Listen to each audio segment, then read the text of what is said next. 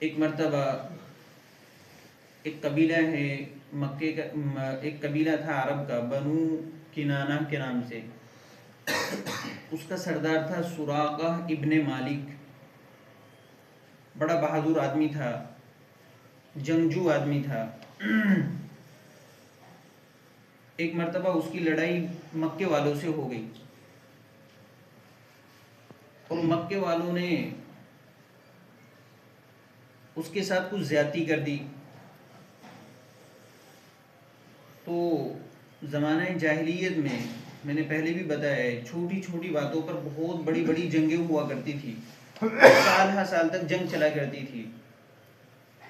تو مکے والوں کو ہر وقت یہ خطرہ رہنے لگا کہ سراقہ ابن مالک اپنے قبیلے بنو کنانہ کو کبھی بھی لے کر ہمارے اوپر چڑھائی کر سکتا ہے،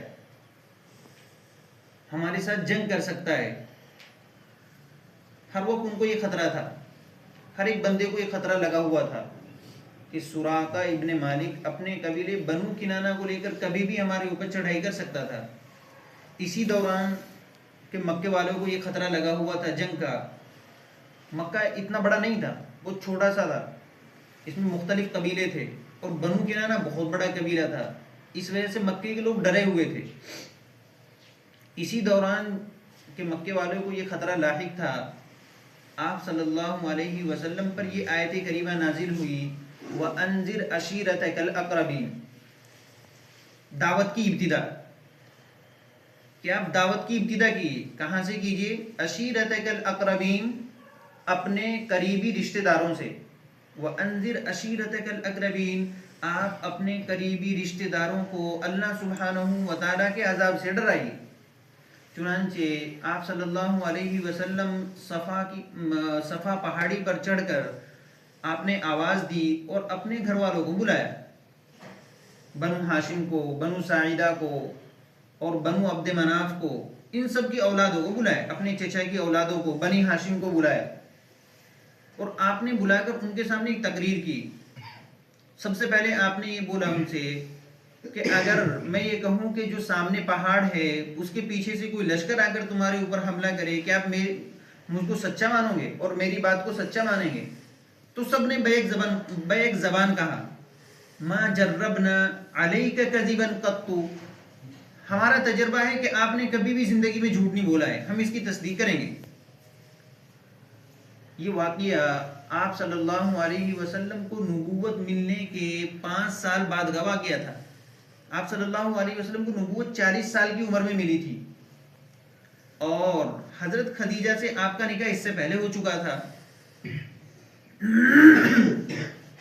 تو یہ واقعہ 5 سال بعد کا ہے نبوت ملنے کی. گویا کہ آپ کی عمر 45 سال ہو گئی تھی اور انہوں نے اس بات کا اقرار کیا کہ 45 سال میں آپ نے کبھی کوئی جھوٹ نہیں بولا، جو بات آپ بتلائیں گے ہم اس کی تصدیق کریں گے.